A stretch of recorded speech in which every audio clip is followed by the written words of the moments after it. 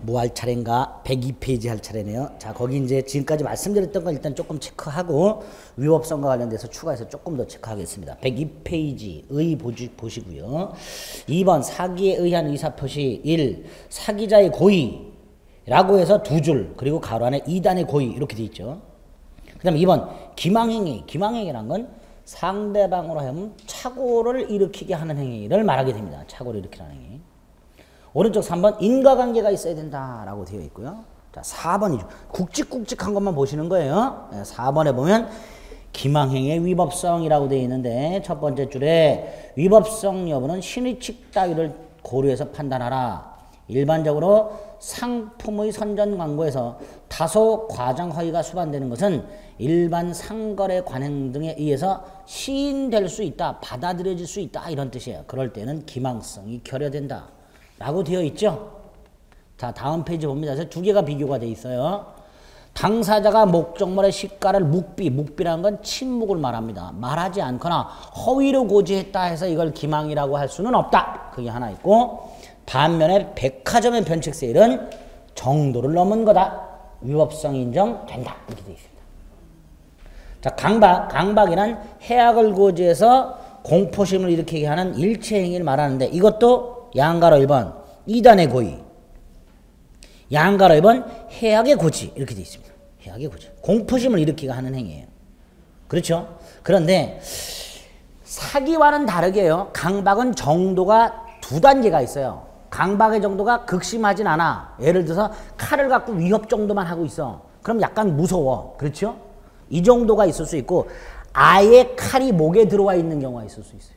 그럼 이거는 강박의 정도가 칼 들고 휘두르는 것보다는 훨씬 더 무섭죠. 강력한 거예요. 이런 걸 강박의 정도가 극심하다라고 표현을 합니다. 그래서 강박은 두 단계가 있을 수 있는데 두 번째 거 강박의 정도가 극심한 거 이럴 때는 아예 만취한 자처럼 의사결정자가 완전히 박탈됐다고 봐버려요. 우리 판례가. 그럴 때는 취소가 아니라 무효로 가게 됩니다. 그게 오른쪽에 세 번째 판례 박스 안에 들어있습니다. 강박에 의해 의사결정의 자유가 완전히 박탈된 상태에서 이루어진 경우라면 두 번째 줄 무효다 이렇게 되어 있습니다. 밑에 양가로 3번 인과관계가 있어야 되고 4번 강박의 위법성도 판단해 봐야 되죠. 자, 근데 강박의 위법성과 해서는 하나를 조심하실 게 피해자가 가해자한테 고소하겠다 고발하겠다 이런 게 위법한 강박이냐 이 문제가 생겨요. 보통 피해자가 가해자한테 피해를 배상하지 않으면 고소해서 콩밥을 먹여주겠다라고 말을 하게 되면 일반인들은 좀 무섭죠. 콩밥 먹는 거 좀 무섭잖아요. 깜빵 들어가게 되는데. 그렇죠? 콩밥을 먹이겠다는 게 뭐예요? 네, 그 빵에 들어가게 해주겠다 이런 뜻이에요. 그럼 보통 사람들 콩밥을 좋아하지 않는 한 보통은 무서울 거예요. 그렇죠? 그런데 피해자가 가해자한테 이렇게 고소하겠다라고 말을 해서 상대방이 공포심을 느꼈다 하더라도 이 고소하겠다라고 말하는 것은 정당한 권리 행사를 고지하는 거예요. 따라서 이건 위법한 게 아닌 게 원칙입니다. 위법하지 않은 게 원칙이에요. 다만 이게 위법성이 되려면 둘 중에 하나에 해당이 돼야 돼요. 하나가 부정한 이익 취득을 목적으로 하거나 또 하나가 위법한 수단과 결부가 되거나. 예를 들어서 100만 원의 손해를 입은 피해자가 100만 원을 배상하지 않으면 고소하겠다. 이건 괜찮아요. 상대방이 공포심을 느꼈다 하더라도. 근데 100만 원의 손해를 입은 사람이 1억을 배상하지 않으면 고소하겠다라고 만약에 말을 했다면 손해는 100만 원인데 1억을 배상하라고 했으니까 9,900만 원에 대해서는 부정하게 이익을 취득할 목적이 있는 거죠. 이럴 때는 위법하다라고 판단을 해요. 또 하나가 손해를 배상하지 않으면 고소하겠다라고 말을 하는데 오른손에 사시미가 들려 있어. 그럼 이 사심이라는 위법한 수단이 결부가 된 거예요. 그렇죠? 이럴 때도 위법하다 그래요. 그래서 강박을 해서 상대방에게 설령 공포심을 일으키게 했다 하더라도 그 사실만으로 위법한 건 아니고 강박을 통해서 상대방에게 공포심을 일으키게 해서 추구하고자 하는 이익이 부정하거나 또는 그 강박의 수단으로 상대방에게 고지한 그 수단이 위법하거나 사심이 이렇게 그러면 위법하다는 판단을 하겠다. 이게 우리 판례. 그래서 4번의 강박의 위법성에서 첫 번째 판례. 적법한 권리 행사는 상대방에게 설령 공포심을 일으키게 한다 하더라도 위법한 강박은 되지 않는다. 그래서 일반적으로 부정행위에 대한 고소고발은 위법하지 않지만 부정한 이익 취득을 목적으로 하는 경우, 그 다음에 그 밑에 목적이 정당하더라도 행위나 수단 등이 부당할 때 이 두 가지 경우에는 위법성을 인정받을 수 있다. 이렇게 되는 거예요.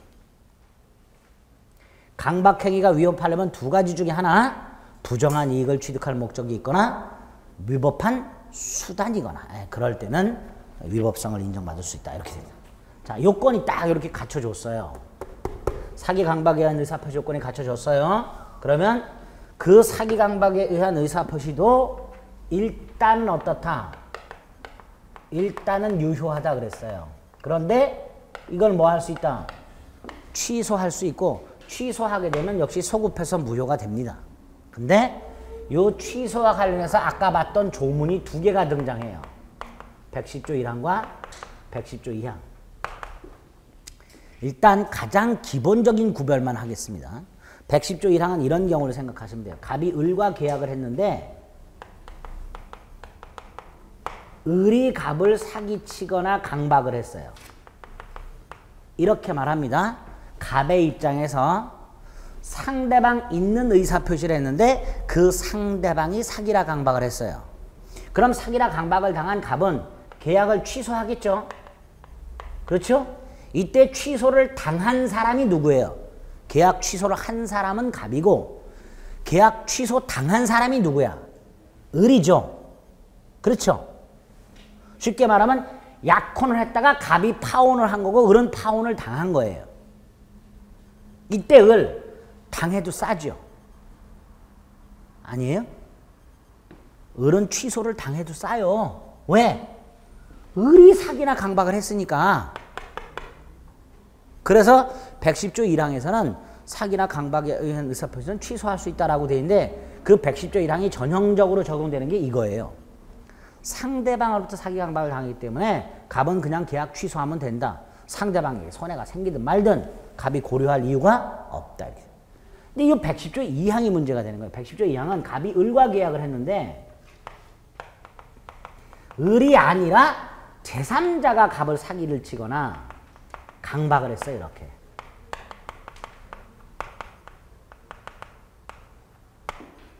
판례가 몇 가지 있는데 가장 전형적인 게 얘가 채무자인데요. 채권자가 보증을 요구하니까 채무자가 고민을 하다가 친구 갑을 찾아가서 친구 갑을 속였어요. 속여서 친구 갑이 채권자와 보증계약을 체결했어요. 보증계약을 체결하는 당사자는 보증인과 채권자입니다. 당사자가 요 둘이에요. 근데 갑은 나중에 병으로부터 사기를 당했다는 사실을 알고 보증계약을 취소하려고 봤더니 을에게 계약을 취소한다고 해야 되는데 을이 사기친 적은 없단 말이지. 결국 을은 취소를 당해도 싼 놈이냐? 아니라는 거예요. 왜? 을이 사기친 적이 없단 말이죠. 그렇죠. 그러니까 만약에 갑이 보증계약을 을에게 취소한다라고 말을 하면 을은 반발을 한단 말이죠. 왜? 내가 사기친 것도 아닌데 왜 취소하냐고 을이 반발을 할 거 아닙니까?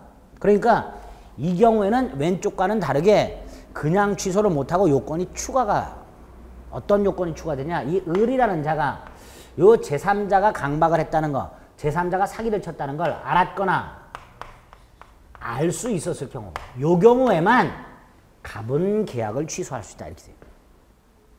그래서 110조 2항을 보게 되면 상대방 있는 의사 표시에서 상대방이 아닌 제3자가 사기나 강박을 한 경우에는 사기나 강박을 당한 사람은 자신의 의사 표시를 그냥 취소할 수는 없고 상대방이 제3자의 사기 강박을 알았거나 알 수 있었을 경우에 하나에 취소할 수 있다. 이렇게 되어 있어요. 그걸 이제 요 사례로 바꿔서 보면 보증인이 채무자로부터 사기를 당하여 채무자의 채권자와 보증계약을 했을 때 이 보증인은 보증계약을 그냥 취소할 수는 없고 채권자가 채무자가 사기를 쳤다는 사실을 알았거나 알 수 있었을 경우에 하나야 보증인은 보증계약을 취소할 수 있다. 이렇게 얘기하게 됩니다. 그래서 110조 2항을 반드시 그 의미를 파악을 해 두셔야 돼요. 이게 정확하게 파악이 되어 있어야 요 추가되는 게 한 두 가지가 나와요. 여기서. 그걸 이제 3월달, 5월달에 추가할 텐데 그때 이해를 하실 수 있게 됩니다. 미리 110조 2항을 쐐기를 좀 박아 두셔야 돼요. 아시겠죠? 그래서 106페이지에 보면 제3자의 사기강박의 경우 그 중에 양가로 1번 요거 하나 좀 확인을 해 주셔야 돼요. 제3자의 사기강박의 경우 중에서 뭐? 양가로 1번 상대방 있는 의사표시 요거 하나 확인을 해줍니다. 또 하나 문제가 되는 게 자 이렇게 사기강박을 이유로 취소를 하는 경우 예를 들어서 이 경우를 보세요. 갑이 을과 계약을 했는데 을로부터 사기나 강박을 당했어요. 그럼 갑에게는 취소권이 있지요. 그렇죠? 근데 갑은 계약을 취소한 것만으로는 분이 안 풀려요. 을로부터 사기를 당했다, 강박을 당했다는 게 분하잖아요. 을의 입장에서는 위법한 기망, 위법한 강박을 하는 거예요. 그렇죠? 이렇게 을이 위법한 행위를 함으로써 갑에게 손해가 생기면 우리민법 750조에서 불법행위 손해배상 책임을 인정하고 있습니다. 그럼 결국 을은 갑에게 손해를 배상해야 되는 거예요. 그래서 갑은 을과의 계약을 취소할 권리와 손해, 배상을 청구할 권리 요 두 가지 권리가 생기게 돼요. 이때 우리 대법원은 갑이 갖고 있는 이 취소권과 손해배상 청구권을 중첩적으로 행사할 수 있다라고 얘기를 해요.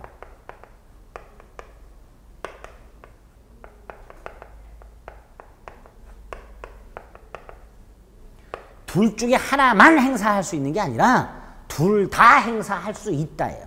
근데 문제는 중첩적으로 행사하여야 한다가 아니라 할 수 있다예요. 중첩적으로 행사할 수 있다는 건 갑이 두 가지 권리를 다 행사해도 되고 하나만 행사해도 되고 그건 갑의 마음이라는 거예요. 다시 말해서 갑이 을과의 계약을 취소하고 손해배상을 청구하여야 한다가 아니라 계약은 취소하지 않더라도 손해배상만 청구할 수도 있다. 이게 또 시험 문제 무지하게 나와요. 실제로 이런 사건이 있었어요. 갑이 병이라는 자한테 속아가지고 건설을 하다 아파트를 분양을 받았어요. 근데 갑이 이 병이 뭐라고 속였냐면 이 아파트 뒷바란다를 딱 열면 그냥 풍광이 그 자연의 풍광이 병풍처럼 펼쳐져 있다. 막 이렇게 속였어요. 갑은 가보지도 않고 덜렁 샀어요. 일단 사가지고 입주를 했어요. 제일 관심이 뭐야? 뒷베란다를 열어봐야 될 거 아니에요. 자연 풍광이 병풍처럼 펼쳐져 있을 거 아니야. 쫙 열어봤어. 병풍처럼 펼쳐져 있어. 묘지가. 그러니까 갑은 속은 거예요. 앤드 건설회사가 알고 있었어요. 얘가 사기쳤다는 거. 그럼 얘는 계약을 취소할 수 있죠. 계약을 취소하고 얘한테 손해배상을 청구해야 될 거 아니에요. 그런데 갑이 속기는 해서 그래서 사긴 샀지만 처음에 딱 열어봤을 때는 묘지가 팍 병풍처럼 있을 때 기분이 나빴었는데 자꾸 보다 보니까 푸근해져. 아 나도 죽으면 저렇게 눕겠구나. 그러면서 욕심이 사라져. 막 세상 사는 게. 그러니까 마음이 편안해지니까 에이 그냥 눌러 살아야지. 다시 말해서 계약은 취소하지 말아야지. 다만 믿었던 놈한테 속은 거는 아주 분해. 그래서 갑이 을과의 계약을 취소하지 않고 병에게 손해배상을 청구한 사건이 있었어요.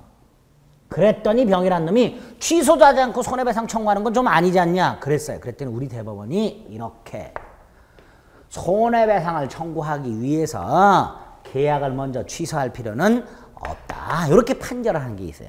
그게 106페이지 맨 밑에 있는 판례. 106페이지 맨 밑에 판례 박스가 있죠. 거기에 세 번째 줄만 기억하시면 돼요. 피해자가 제3자를 상대로 손해배상을 청구하기 위해서 반드시 분양계약을 취소할 필요는 없다. 이거 머릿속에 넣으시면 돼요. 됐죠? 이 정도. 이게 취소와 관련된 내용이 될 겁니다. 자, 한 장 넘겨봅니다. 취소를 하게 되면 효과가 나왔어요. 처음부터 무효가 된다 그랬죠. 그러나 선의의 제3자에게는 대항을 못하죠. 이때 선의의 제3자도 아까 차고와 마찬가지로 갑이 을과의 계약을 취소하기 전에 나타난 선의의 제3자와 갑이 을과의 계약을 취소를 한 후 을등기가 말소가 되기 전에 나타난 제3자 둘이 있을 수 있는데 이 제3자가 취소 전에 나타났든 취소 후에 나타났든 그걸 묻지 않고 선이라만 보호된다. 그게 양가로 3번에 있는 거예요. 세 번째 줄에 보면 판례는 제3자의 거래 행위가 취소 전에 있었던 취소 후에 있었던 가릴 필요 없이 취소 사실을 몰랐던 선의의 제3자라면 다 보호된다. 이렇게 판결을 한 바가 있더라. 무슨 말인지 아시겠죠? 이 정도. 이 정도까지가 하자인의 의사표시에서 여러분들이 이번 순환에 머릿속에 담아둬야 될 기본적인 내용이 됩니다. 자, 이제 비정상적 의사표시는 다 했어요. 만약에 의사표시가 정상적이라면 그 의사표시는 의사표시한 대로 효력이 제대로 생기겠죠. 하나 남아요. 이제 그 효력이 언제 생기느냐의 문제가 남아요. 마지막으로. 의사표시에서는 의사표시가 정상적일 때 그 의사표시는 의사표시한 대로 효력이 생길 텐데 언제 생기는가 효력 발생 시기의 문제가 하나 남습니다. 이 효력 발생 시기와 관련해서 조문이 3개가 있어요. 111조, 112조, 113조. 이것도 조문이 잘 나옵니다. 자, 이 효력 발생 시기는 첫째로 이걸 기억하셔야 돼요. 의사표시라는 건 일단 크게 두 종류가 있어요. 상대방이 없는 의사표시가 있고요. 상대방이 있는 의사표시가 있는데 상대방 없는 의사표시는 상대방이 없기 때문에 상대방에게 그 의사표시를 보낼 필요 없이 바로 의사표시한 때 효력이 생긴다 그러면 돼요. 근데 이 상대방 있는 의사표시가 문제가 돼요. 상대방 있는 의사표시는 일단 갑이라는 자가 의사를 표시하고 이 의사를 표시하는 걸 표백이라고 해요. 표백. 옥시크린 생각하시면 안 되고요. 겉표자 말할 백자를 써가지고요. 겉으로 말한다 이런 뜻이에요. 일단 이 의사를 표시한 다음에 즉 편지를 써가지고요. 우표를 붙여갖고 을에게 발송을 하겠죠. 이걸 발신이라고 합니다. 이게 을한테 도달을 할 거예요. 그렇죠? 마지막으로 을이 그걸 뜯어가지고 내용을 읽어서 내용을 알게 되겠죠. 요 아는 것을 요지라고 합니다. 요지. 완료할 료자와 알지자를 써서 요지라고 합니다. 이렇게 상대방이 있는 의사표시는 표의자가 의사를 표시해서 상대방이 그 의사표시 내용을 알 때까지 크게 4단계로 나눠진다. 표백, 발신, 도달, 요지. 이 4단계 중에서 언제 효력이 생기는가? 나라마다 다르다.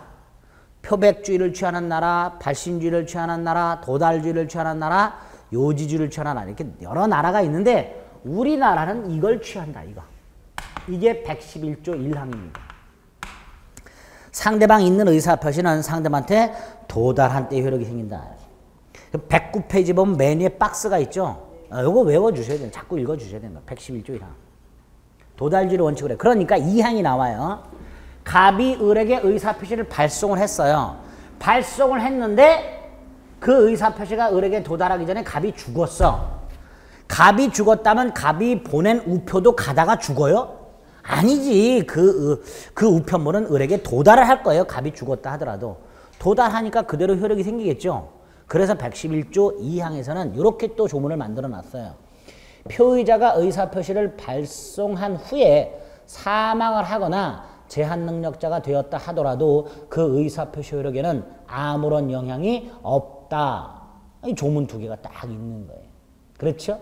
일단 딱 이 조문 2개를 가지고 도달주의를 기억을 해주시면 됩니다. 먼저 밑에 내용이 잔뜩 나와 있는데 다 필요 없고요. 일단 그 조문 내용만 먼저 머릿속으로 생각하시면 됩니다. 두 번째로 이게 도달주의 원칙을 취하고 있는데 이게 원칙인데 우리 민법이 의사표시 효력이 조금 빨리 발생해야 되는 경우 조금 빨리 발생해야 되는 경우에는 도달주의가 아니라 뭐를 취하는 경우가 있어요. 예외적으로 발신주의를 취하는 경우가 있어요.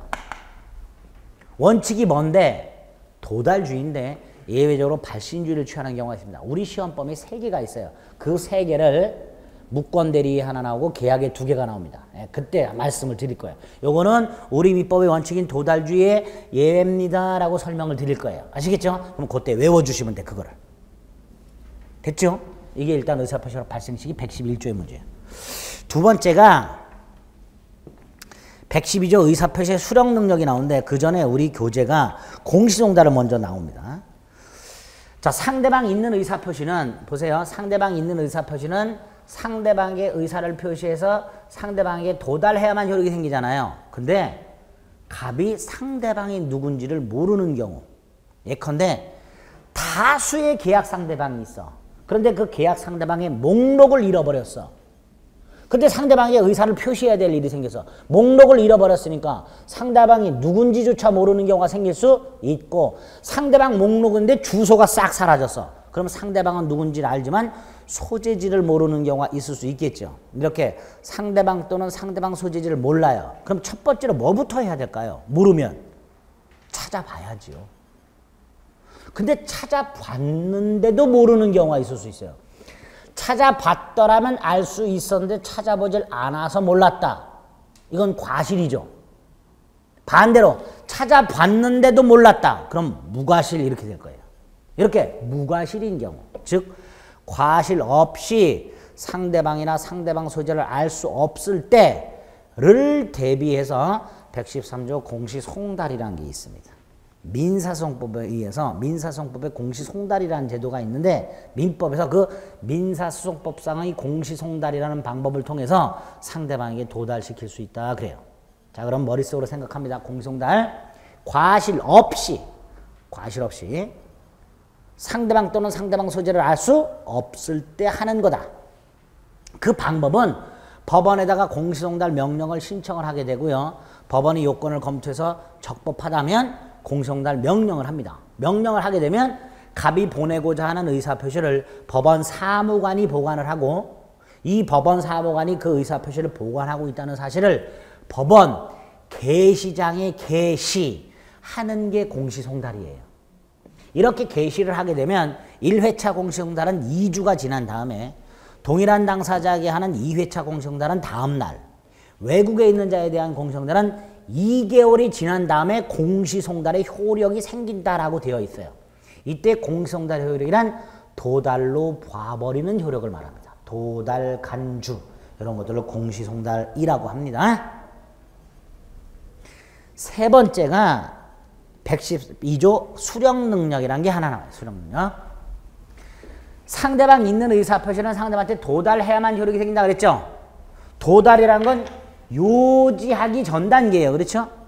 요지라는 건 알았다예요. 그렇죠? 그럼 도달은 알 수 있는 상태를 말해요. 도달이라는 건 뭘 말한다고요? 알 수 있는 상태. 예컨대 상대방 부재 중에 동거가족이 수령을 해갖고 상대방 책상에 올려놨어. 그러면 상대방은 언제든지 마음만 먹으면 뜯어서 내용을 알 수 있는 상태가 되겠죠. 이런 것들을 도달이라고 해요. 즉 상대방의 지배 영역 내에 의사표시가 들어가서 상대방이 마음만 먹으면 언제든지 그 내용을 알 수 있는 상태가 도달입니다. 근데 이 알 수 있는 상태라는 건 상대방에게 알 수 있는 능력이라는 게 있다는 게 전제가 돼요. 상대방이 글을 몰라. 그럼 편지로 보냈다 하더라도 상대방은 알 수가 없단 말이죠. 그러니까 알 수 있는 상태라는 것은 상대방이 갑이 을에게 보냈을 때 이게 도달이라고 하려면은 얘한테 뭐가 있어야 된다? 그 내용을 알 수 있는 능력이라는 게 있어야 된다라고 얘기해요. 이때 이 알 수 있는 능력을 요지 능력이라고 하질 않고 수령 능력이라고 합니다. 무슨 능력? 문제가 생겨요. 이게 없는 애들이 있어요. 수령 능력이. 민법상 수령 능력이 없는 애들이 있어요. 누가? 제한 능력자들. 대표적으로 누구? 미성년자. 그러면 만약에 갑이 미성년자한테 의사표시를 보내서 설령 갑의 의사표시가 미성년자한테 도달이 되었다 하더라도 미성년자는 뭐가 없기 때문에 알 수 있는 능력이 없기 때문에 갑은 도달을 주장하고 싶어도 주장할 수가 없게 됩니다. 반면에 우리 대법원에 의하면 이 미성년자가 도달을 주장하는 것은 괜찮다 그래요. 왜 이렇게 해석을 할까요? 자, 하나의 사실에 대해서 갑은 주장을 못하지만 상대방은 주장을 할 수가 있어요. 이걸 아까 법조문에서는 어떻게 표현을 한다 그랬죠? 대항하지 못한다. 조문에 그렇게 돼 있을까요? 네. 112조를 보세요.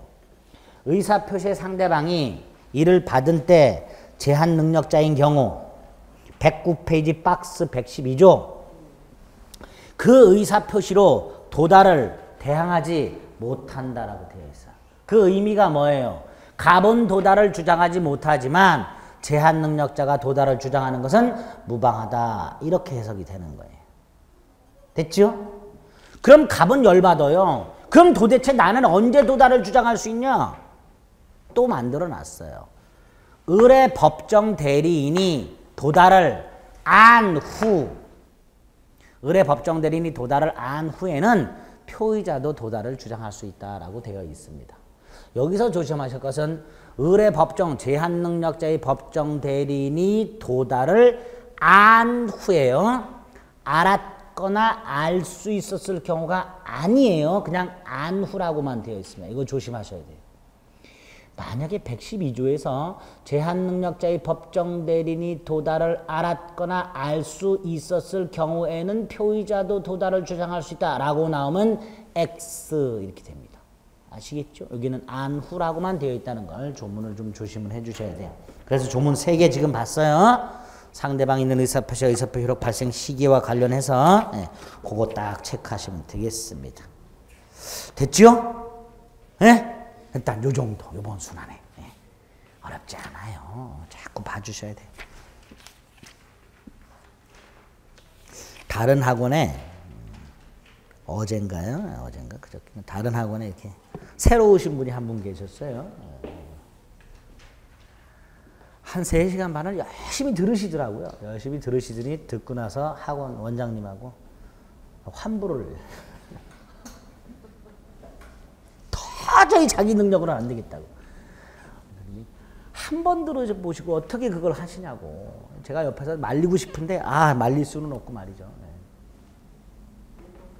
네, 민법 강의 듣고 환불을 해 가셨어요. 제가 얼마나 죄송하든지. 근데 제가 처음에 그렇게 쐐기를 박았거든요. 이거 한 번 강의 들어서는요, 절대로 이해 못 합니다. 최소 3번. 최소 3번. 기본 6번. 합격하려면 9번. 책은 처음부터 끝까지는 아니더라도 중요 부분을 자기 나이만큼 읽어줘야 돼요. 그게 민법의 전설입니다, 원래. 자기 나이만큼 읽어줘야 그나마 뇌리에 박혀서 답을 골라낼 수 있어요.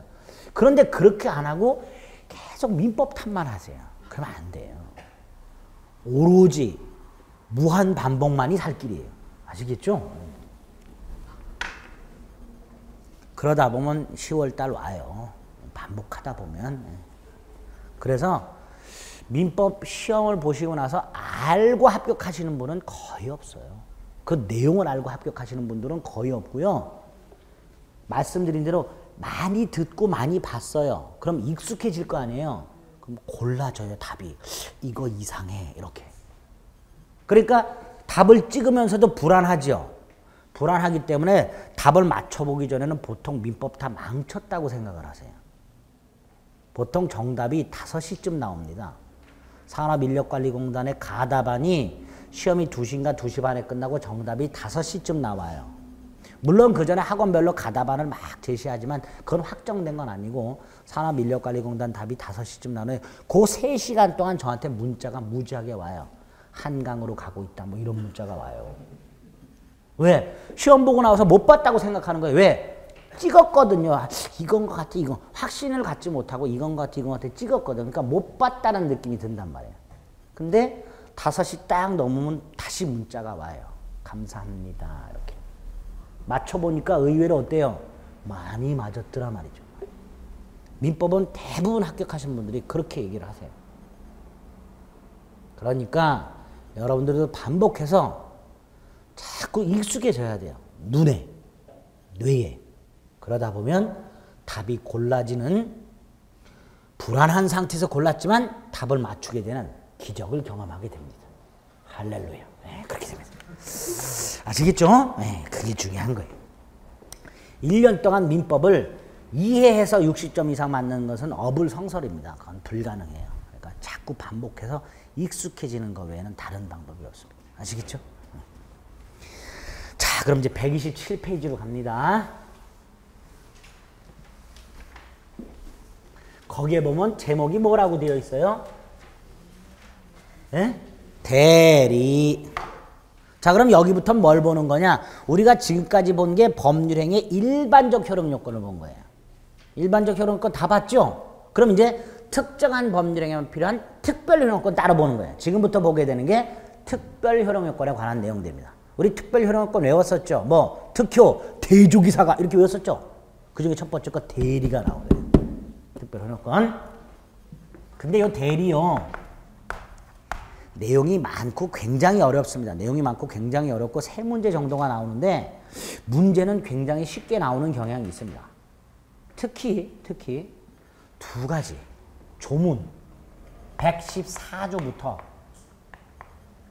136조까지 조문이 23개가 있습니다.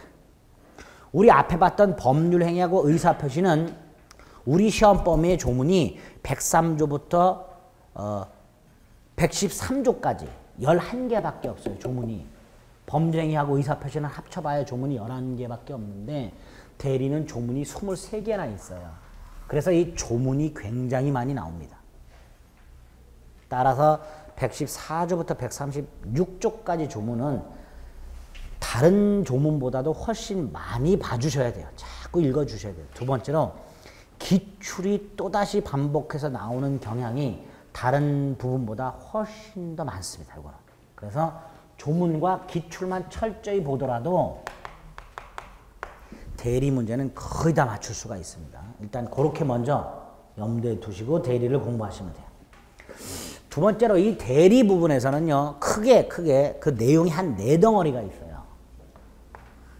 대리 총설이라고 해서 뒤에 나오는 대리 내용을 이해하기 위해서 기본적으로 알아둬야 될 내용들, 이걸 대리 일반론 이렇게 부릅니다. 대리 총설 부분이 하나 있고요. 여기서는 시험 문제 나온다기보다는 대리를 공부하기 위해서 기초 지식이다라고 생각하시고 보셔야 돼요. 두 번째로 대리의 삼면관계라는 게 나와요. 세 번째로 복대리라는 놈이 하나 나옵니다. 네 번째로 무권대리가 나와요.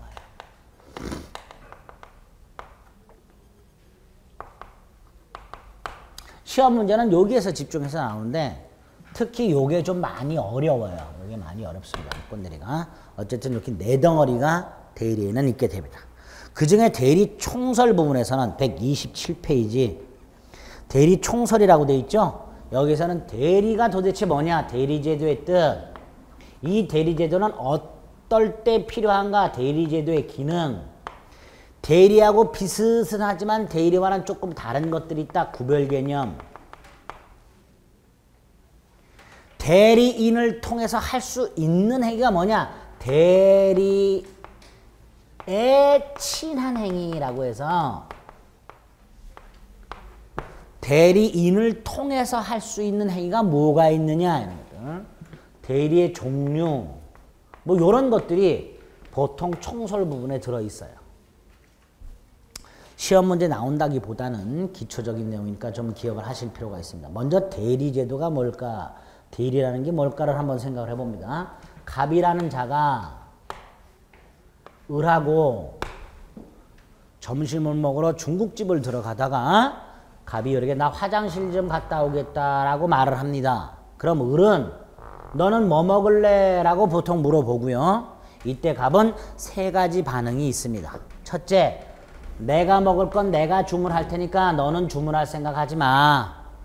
그러면 을은 갑을 위해서 음식을 주문하면 돼요, 안 돼요? 안 되지요. 근데 만약에 이렇게 갑이 말하고 화장실 갔다 왔더니 을이 짬뽕을 먹고 있고 을 맞은편에 짜장면이 떡 놓여 있어. 갑이 물어보겠죠? 이거 뭐냐? 그랬더니 을이 너 먹으라고 시켜놨어. 갑 뚜껑 열리죠? 내 거는 내가 시킨다 그랬지 않냐 자식아. 나 아침에도 짜장면 먹었어. 지금 을은 갑의 부탁을 받지 않았음에도 불구하고 주문을 해버렸죠.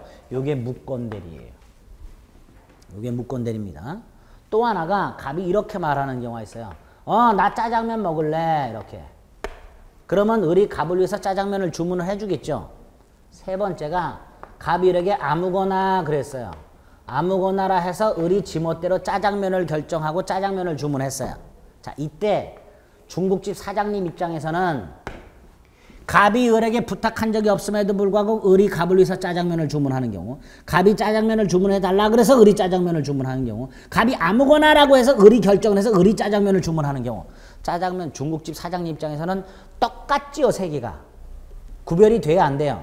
안 돼요. 지금까지 우리는 요 병의 입장에서 요걸 바라봤어요. 그러니까 그놈이 그놈인 거예요. 앞으로 대리 공부는 병의 입장에서 바라보는 게 아니라 갑, 을과의 관계에서 바라봐야 돼. 그래야 이렇게 쪼개질 수가 있습니다. 그 중에서 요거는 묵건대리 가서 보고요. 요 두 놈을 구별을 해봅니다. 법률행위라는 것은 효과 의사를 결정하고 그걸 표시하는 행위로 이루어지죠. 이게 법률행위예요. 그렇죠? 뭘 살 것인가, 내가 뭘 원하는가를 결정을 짓고 짜장면을 먹어야 되겠구나 결정을 하고 짜장면 주세요 라고 표시하고 그럼 짜장면이 올 거 아닙니까? 그럼 짜장면을 먹을 권리가 생기고 엔드 짜장면 값을 줘야 될 의무가 생겨. 자, 권리 의무가 생겼다. 이게 법률 효과예요. 법률 효과.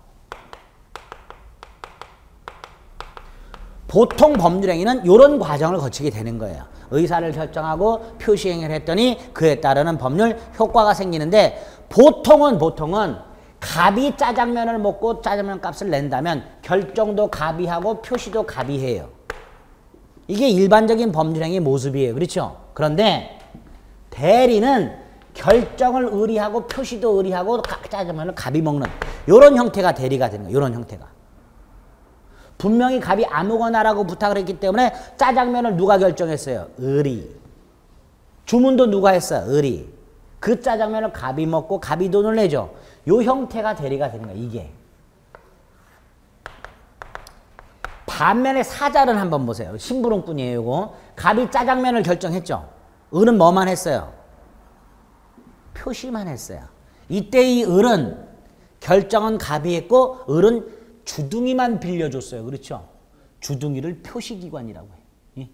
표시기관이 있어요. 갑이 결정했고 표시는 누가 했고 요 을은 대리가 아닌 사자라고 해요. 사자. 이 사자는 무슨 라이언킹에서 말하는 라이언을 말하는 게 아니라 심부름꾼만 심부름꾼.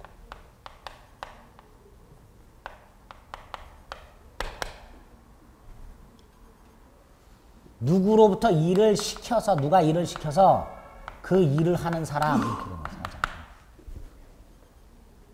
시키사자 써서 심부름꾼. 심부름꾼인데 뭘 대신해 줬어요? 표시. 그래서 표시기관으로서의 사자 이렇게. 당연히 짜장면은 갑이 먹게 되겠죠. 자, 그래서 요 그림을 통해서 대리제도의 뜻하고요. 대리와 사자의 구별이 나오게 됩니다. 자, 대리.